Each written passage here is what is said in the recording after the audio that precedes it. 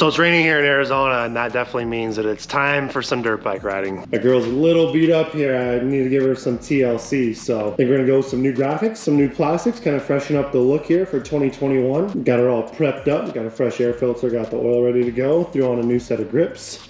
Bike's been really good. It's a 2017 Husqvarna FX 350. In my opinion, the ultimate Arizona bike. Got the 18-inch rear wheel, got the bigger fuel tank, and it's pretty much as light as a regular 350.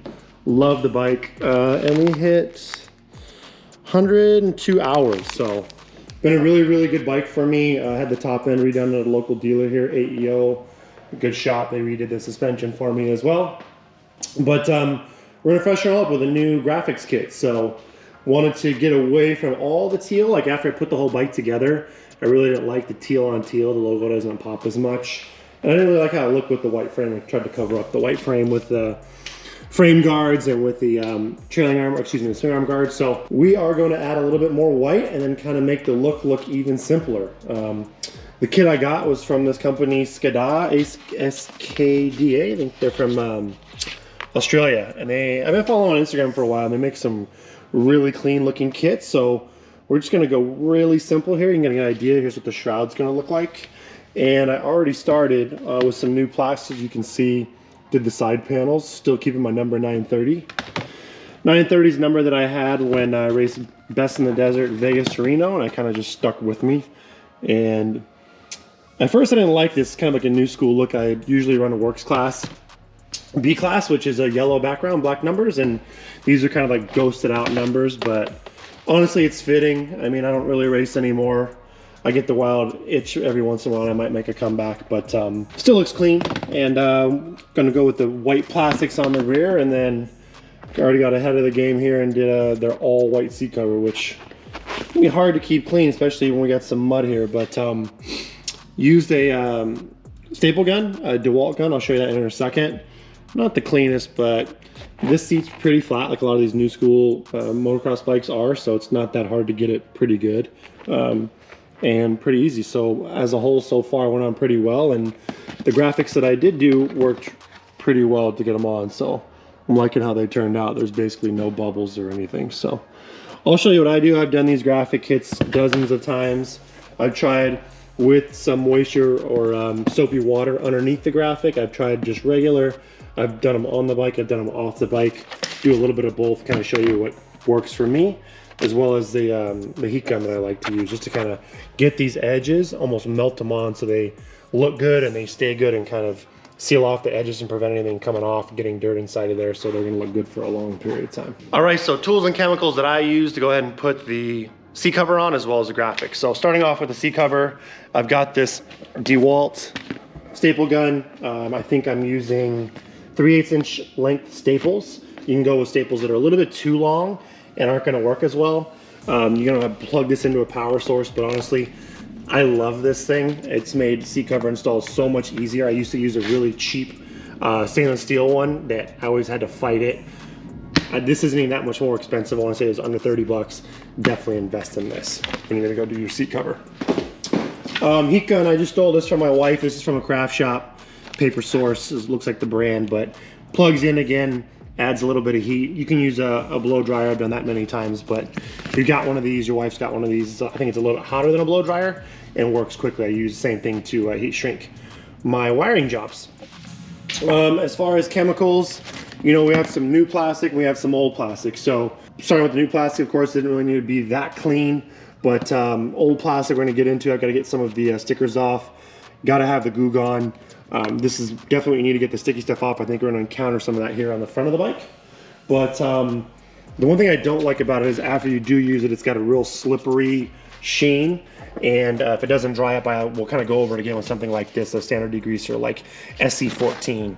Kind of checked it out with a little bit of this SC1, and this is popular just as a finish. But if you're like me and you're whacking bushes out here in the desert, or falling over, of course, you're gonna get some type of scratching or scuffing. And if this was pretty bad, I would take the time to do a light sand on it just to get any of the burrs off, because of course you're gonna see those in the graphics. My hand guards took the brunt of it, you can see, but other than just really whacking bushes out here, it's not that bad. I'm not putting any graphics over these, but I think if I did, I definitely want to sand these. You can feel how pitted they are. But even though I've had this plastic for a couple of years, it's in pretty good shape. And of course, I wanted to keep the teal color. I don't have to go buy brand new plastic. So we're gonna go ahead and get these off. I think these are gonna be a little bit harder and require a lot of goof off because I squeeze the bike as much as I can with my legs, and of course, and it just rips apart the shroud graphics after a while. The side panels held up pretty good. Unfortunately, I have to run these steg pegs. I say have to just because I really suffer with arm pump, and these really help me keep my legs in the right position to squeeze the bike.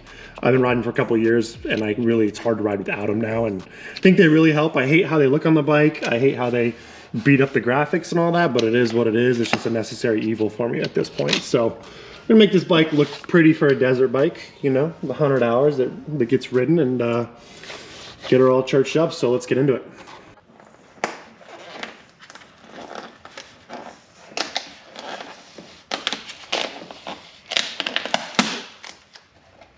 There we go.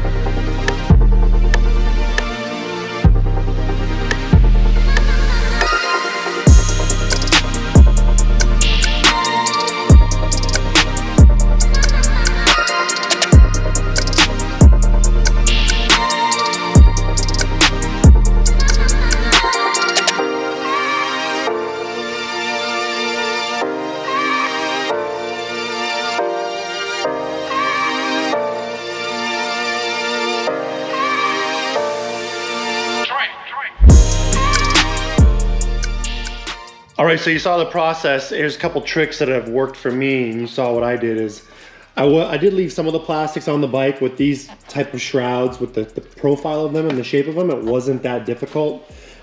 These side panels were very hard. Actually, this non-exhaust side was very difficult to line up this seam and get this corner as close as I could and have it be straight. So I'm a bigger fan of probably taking most of the panels off the bike. But I didn't use any type of watery soap. I think you're always chasing bubbles and you have to use a squeegee. I think it's more time consuming. I like how I did it. Just making sure that your plastics are clean. These plastics are still in pretty decent shape on the front, so I was able to use them. I didn't do any sanding. I'm not so much of a fan of the white here on the front. I just really put that one on just to protect, because I'm always whacking bushes, and that's where I'm gonna have the most scratches on my fender anyway. So that's why I did it, but the heat gun really works. If you can kind of see here, I have a little bit of bubbling already.